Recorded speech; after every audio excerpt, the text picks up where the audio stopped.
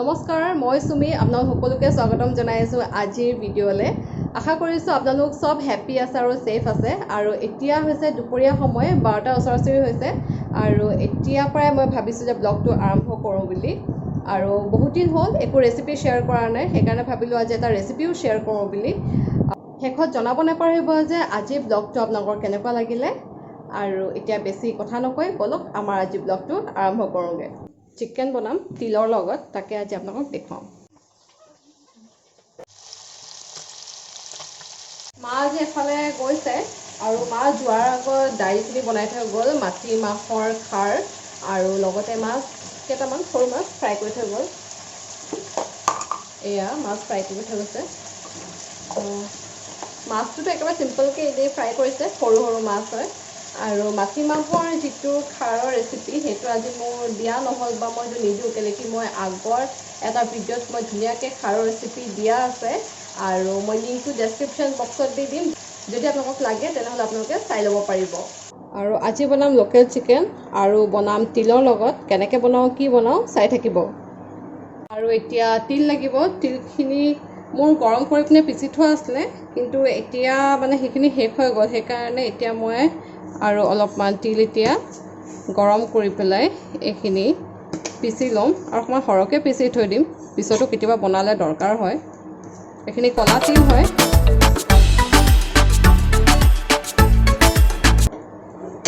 এয়া তিল গৰম হৈ গৈছে আৰু এতিয়া অকণমান ঠাণ্ডা কৰাৰ পিছত এইখিনি মিক্সাৰ জাৰ এটাত দি পিনে মিহিকৈ মই গ্ৰাইণ্ড কৰি ল'ম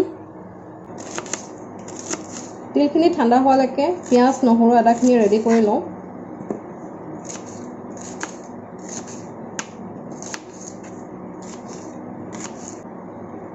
পিঁয়াজ মই 3টা ল'ম এটা কাটিলোঁ আৰু এতিয়া নেক্সটটো কাটি আছোঁ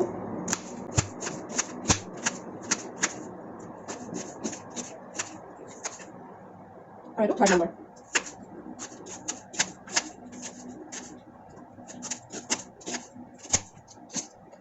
এই 3টা পিঁয়াজ এটা কটা হৈ গ'ল এতিয়া আদা নহৰুখিনি মই অকণমান খুন্দি লওঁ মোৰ এইটো বহুত পুৰণা খুন্দনা হয় আৰু ইয়াত মই দিছোঁ এতিয়া কেইফুটামান নহৰু মই এয়া 15 ফুটামান লৈছোঁ সৰু সৰু হয় ফুটাটো আৰু ইয়াত দিছোঁ এটুকুৰা আদা আৰু এইখিনি এতিয়া মই অকণমান খুন্দি ল'ম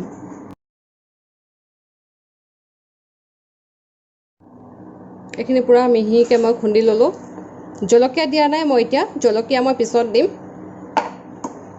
আৰু এতিয়া এই তিলখিনি মই অকণমান গ্ৰাইণ্ডাৰত পিচি ল'ম একদম মিহিকৈ পিচিম আকৌ দেই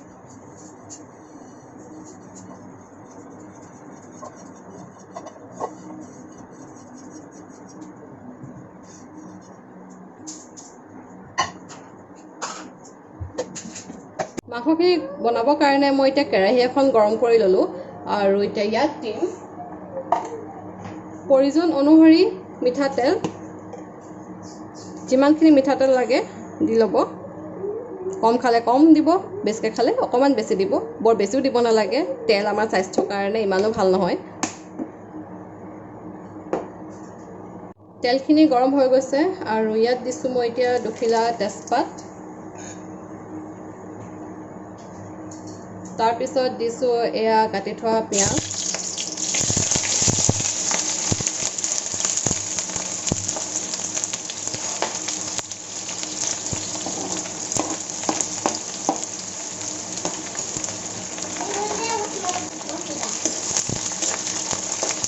পিঁয়াজখিনি অকণমান ৰঙচুৱা হোৱালৈকে ভাজি ল'ম আৰু এয়া এতিয়া পিঁয়াজখিনি ৰঙচুৱা হৈ গৈছে আৰু এতিয়া ইয়াত দিম মই এই খুন্দি থোৱা নহৰু আদাখিনি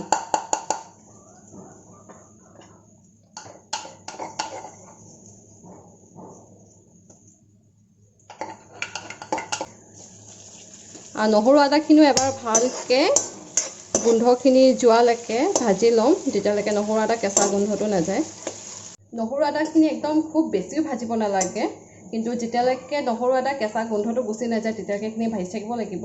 আৰু অলমষ্ট এইখিনি হৈয়ে গৈছে।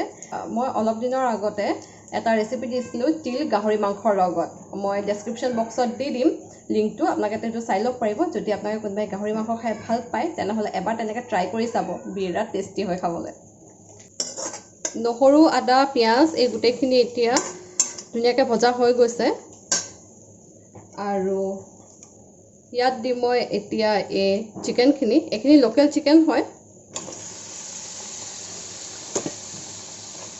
এতিয়া এই গোটেইখিনি দি পিনে ভালকৈ ভাজি থাকিব লাগিব। সোৱাদ অনুসৰি নিমখ দিছোঁ।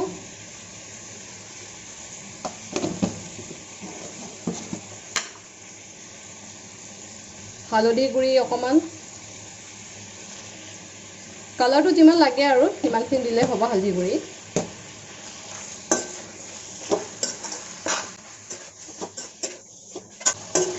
মাংসখিনি এইখিনি হাফ ফ্ৰাই কৰা হৈ গৈছে। আৰু এতিয়া মই ইয়াত দিম আধা চামুচ জিৰা পাউডাৰ, আধা চামুচ ধনিয়া পাউডাৰ। আৰু মই একো ইয়াত মিট মছলা বা অন্য একো নিদিওঁ মছলা এতিয়া। গতিকে বেছি মছলা দিলে লোকেল চিকেনৰ যিটো গুণ বা যিটো টেষ্ট হয় সেইটো মানে মই বৰ ভাল নাপাওঁ।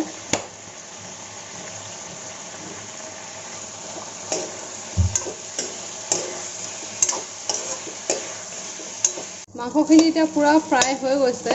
আৰু এতিয়া ইয়াত দিম মই এটা বিলাহী। বিলাহীটো কাটি পেলাই ইয়াৰ গোটেইখিনি উলিয়াই ল'লোঁ। গোটেইখিনিটো ভাল নহয় আৰু খুব গেছ কৰে, সেইকাৰণে মই উলিয়াই ল'লোঁ। আৰু এতিয়া এইখিনি মই কাটি পেলাই ইয়াত দি দিম।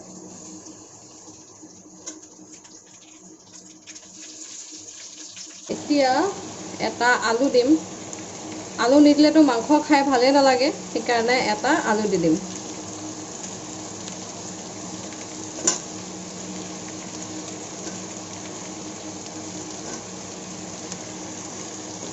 এটাৰ আলু মই 6 পিচ কৰিলোঁ। আৰু এতিয়া এইখিনি ভালকৈ ভজা হৈ গৈছে। ইয়াত এতিয়া মই দিম অকণমান পানী। পানী মই একদম অকণমান দিছোঁ, যাতে ইয়াত মছলা যিমানখিনি দিছিলোঁ জিৰা ধনিয়া লগতে আলুখিনি অকণমান যাতে সিজি যাওক, সেইকাৰণে মই অকণমান পানী দি দিছোঁ। ইয়াত দেখিছেনে, একেবাৰে অকণমান দিছোঁ পানী। আৰু এইখিনি পুনৰ এবাৰ মই ঢাক মাৰি দিছোঁ অকণমান পানী দি পেলাই।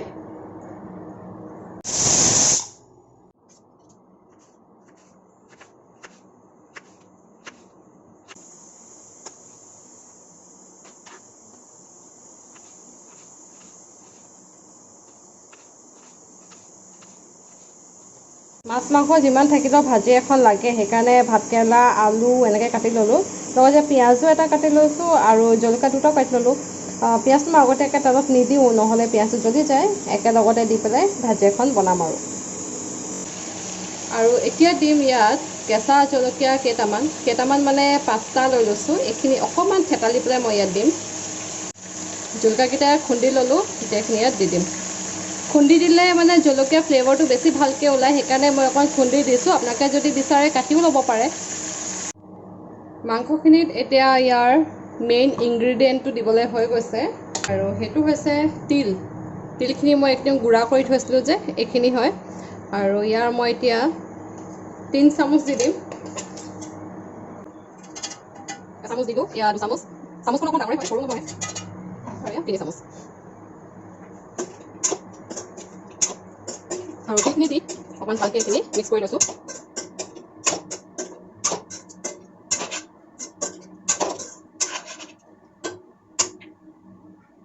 আৰু এইখিনি পুনৰ এবাৰ মই ঢাক মাৰি দিছোঁ এনেকৈ। তিলখিনি দিয়াৰ পিছত মই সেইকাৰণে অকণমান ঢাক মাৰি দিছোঁ, তিলৰ যিখিনি তেল থাকে সেইখিনি ধুনীয়াকৈ ওলাই আহক যাতে। আৰু এইফালে মই বনোৱা এয়া তিল মুৰ্গী মাংস হৈ গৈছে। গ্লাছৰ বটল এটাত এই তিলখিনি এতিয়া ভৰাই থৈ দিওঁ। দৰকাৰ পৰিলে কিবা দি পেলাই বনাই খাব পাৰিম।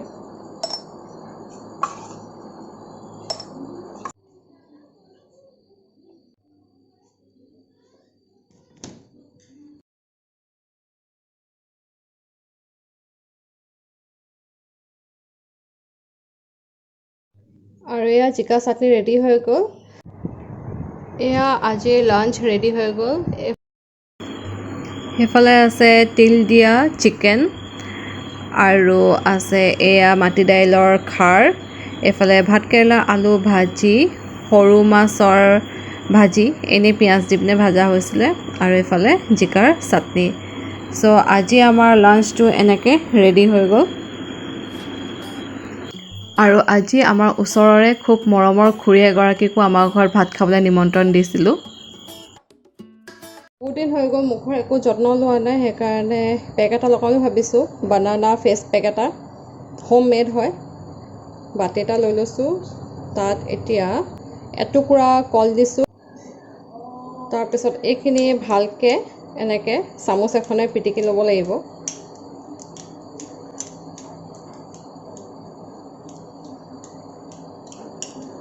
ফেচ পেক লগাবৰ কাৰণে সদায় কলটো একদম পূৰা পকা কল হ'ব লাগে। কলখিনি ভালকৈ পিটিকা হৈ গ'ল, আৰু ইয়াত এতিয়া দিম মই অকণমান মৌজোল, ঘৰৰ একদম খাটি মৌজোল হয় এয়া। আৰু সেইটো কথা নহয় যে খাটিয়ে হ'ব লাগে দেই, আপোনালোকে যিকোনো মৌ অকণমান দি পিনে লগাব পাৰে এনেকৈ। মই ঘৰত খাটি মৌজোল আছিলে কাৰণে তাৰে অকণমান দি দিলোঁ।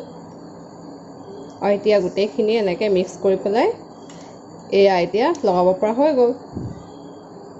আৰু এতিয়া আছে মোৰ হাতত এই কলৰ ফেচ পেকটো, সেইটো মই এতিয়া মুখত লগাম। প্ৰথমতে মই মুখখন ভালকৈ ধুই মেলি চাফা কৰি পেলাই আহিলোঁ, আৰু এইটো চিম্পলি মুখত লগাম, অলপ দেৰি থ'ম, তাৰপিছত মই হাতেৰে অকণমান দেৰি পিছত ৰাব কৰি দিম।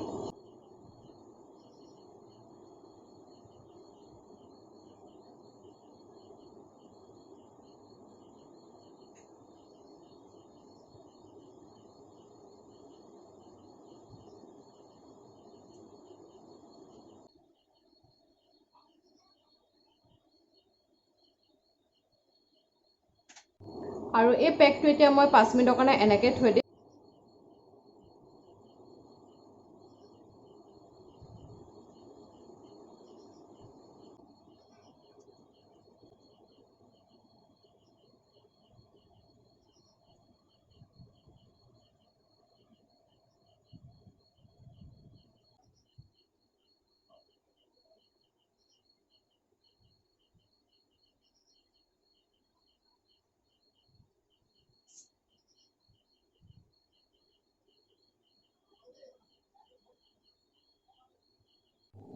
চ' ফ্ৰেণ্ডছ, মই এতিয়া গা চা ধুই মেলি অকণমান ফ্ৰেছ হৈ পিনে আহিলোঁ, আৰু যিটো ফেচ পেক লগাইছিলোঁ সঁচাকৈ বিৰাট ভাল লাগে তেনেকৈ লগাই। মই কেতিয়াবা এনেকৈ লগাওঁ। আজি ভাবিলোঁ যে আপোনালোকৰ লগতো মই শ্বেয়াৰ কৰোঁচোন এই কলৰ যিটো ফেচ পেক হয়। হয়তো চাগে কিছুমানে লগায়, আৰু যোনে নলগায় তেনেহ'লে লগাই চাব এনেকৈ। আৰু যিটো আজি চিকেনৰ ৰেচিপি বনাইছিলোঁ সেইটো বিৰাট টেষ্টি আছিলে, চিকেন তিলৰ লগত।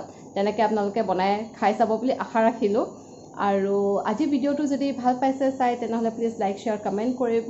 আৰু যদি মোৰ এই চেনেলটো আপোনালোকে প্ৰথমবাৰ কাৰণে ভিজিট কৰি আছে, তেনেহ'লে প্লিজ মোৰ এই চেনেলটো আপোনালোকে ছাবস্ক্ৰাইব কৰি দিব, যাতে মোৰ নতুনকৈ অহা প্ৰত্যেকটো ভিডিঅ' আপোনালোকে পাই থাকে। চ' লগ পাম এক নতুন ভিডিঅ'ৰ সৈতে, তেতিয়ালৈকে stay healthy and stay safe. Bye by.